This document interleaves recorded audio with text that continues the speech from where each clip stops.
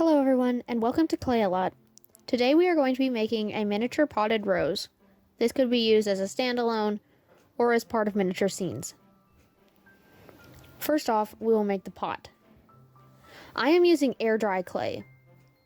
You could also use polymer clay, but some of your instructions are going to be a little different. So first I roll out a snake.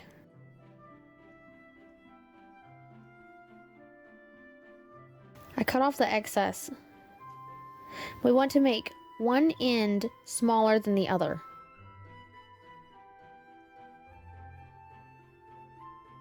Both ends should also be flat. Keep cutting off excess until you're happy with it.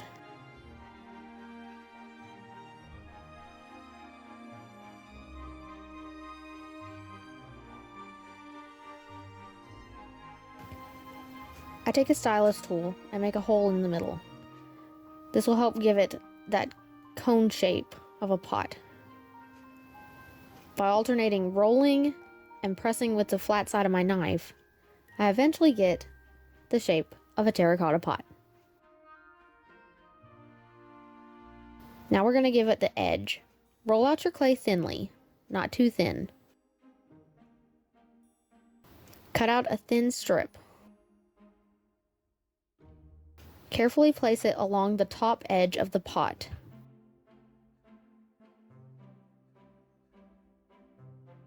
I use a silicone shaper tool to smooth out the edges. I reshape the pot a little bit because it got a little damaged, and then we're done. Next, I get some floral wire. I cut a small piece of the floral wire and put it in the pot. This will be the stem for the rose later on. Once my pot has dried, it's time to make the rose. I decided my stem was a little too long, so I cut off the excess. I take a little bit of light pink clay and I make a small teardrop shape on the end of the wire. You want one end to be pointed. That's the top of the rose. There are a couple different ways to make the petals. This is the first way that I tried. You can roll out a thin snake of clay and cut off little bitty bits. Then take a silicone shaper and shape those little petals out by flattening them and rolling them into a teardrop shape. Using the shaper, pick up the petals and attach them around the rosebud, overlapping each of them.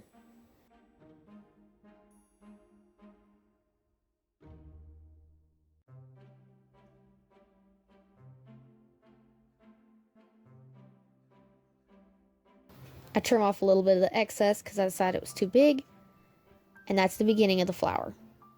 To make it more realistic, I'm going to tint it with pastels. I take a soft brush and just barely a little bit of the pastel and brush it onto the tips of the petals.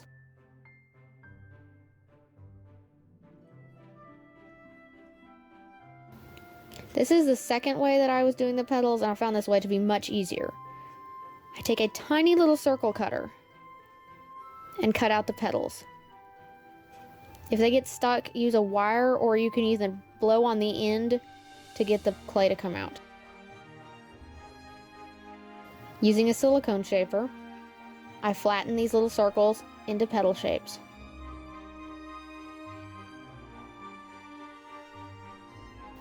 These kind of wanted to stick, so I had to kind of pry them up with a knife. You will lightly overlap each petal, making sure that the ends are stuck too. Don't let the top stick too close, because this is as the rose is starting to open up.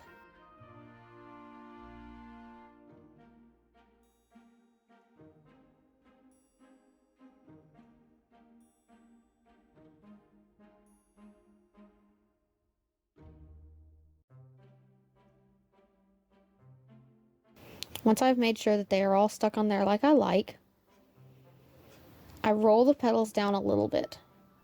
Then I tint them again with pastel.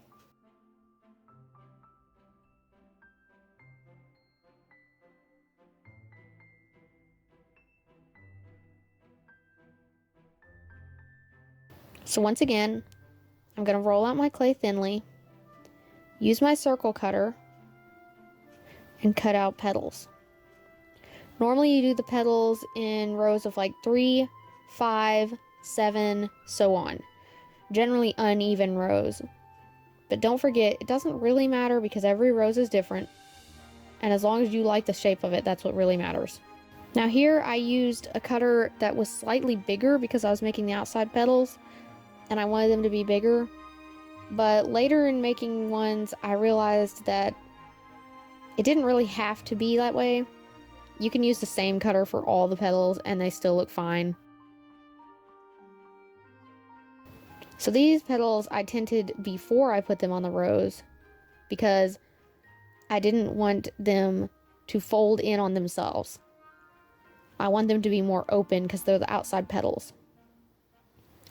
Now I'm going to get out some matte Mod Podge and just carefully put it on the edge of the rose. I use this to attach the very bottom of the petals because I don't want the tops to be attached at all. I want them to be flared out like the last petals of a rose.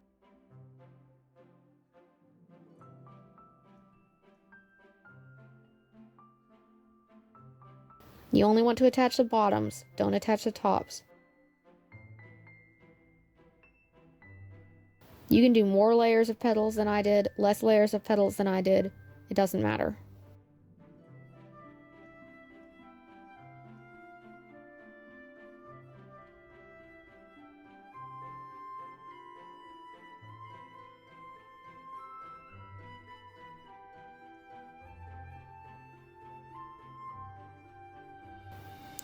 I do some minor adjustments with the silicone shaper, making all the petals flared like I want them. And then we're done with the actual rose. Now here what I have is liquid clay, and I'm going to take it and I'm just going to coat the wire that is the stem.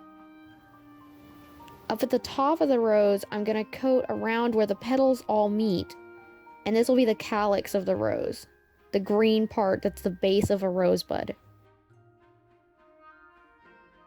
I'm also going to make my soil with the liquid clay. I'm just going to take my silicone shaper and kind of dab and make random little indentations so that it looks like the crumbliness of dirt.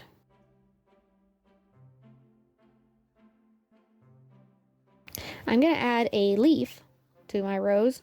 So I just take a little pinch of clay. Mine is actually uncolored. And I just roll out a little teardrop shape for a leaf.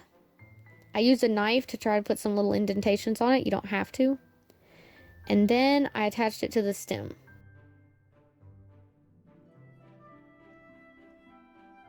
You can add more liquid clay to make sure that it definitely sticks.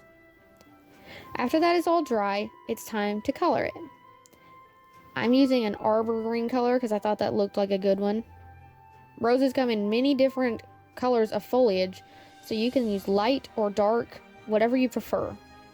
So I'm just going to paint the entire stem and the calyx at the top of the rose. Also paint the leaf. Okay. Now we're going to paint the soil. I'm using burnt umber, and I just dab it around the little indentations I made with the liquid clay. To give it a different look, I'm going to add some light brown, and I'm just going to really carefully add some just bits and dabs so that it looks like potting soil. Has that variation of the whites in the browns. I'm also going to lighten the underside of the leaf. You could use a light green for this, but since I had already gotten the light brown out, I was lazy and just kind of mixed it with my green. Now to make sure that our pot stands all the way up, I'm going to add some extra clay to the bottom of it. Once I smooth out the piece that I placed on it, I'm going to take a really flat surface and I'm just going to press the flower onto it. And I'm going to let it dry standing up like that. Once it has dried, I'm going to paint the pot. I actually have a paint that's called terracotta, but you basically just want that kind of dull brown orange. You could also paint the pot whatever color you want. I just wanted to go with a traditional look.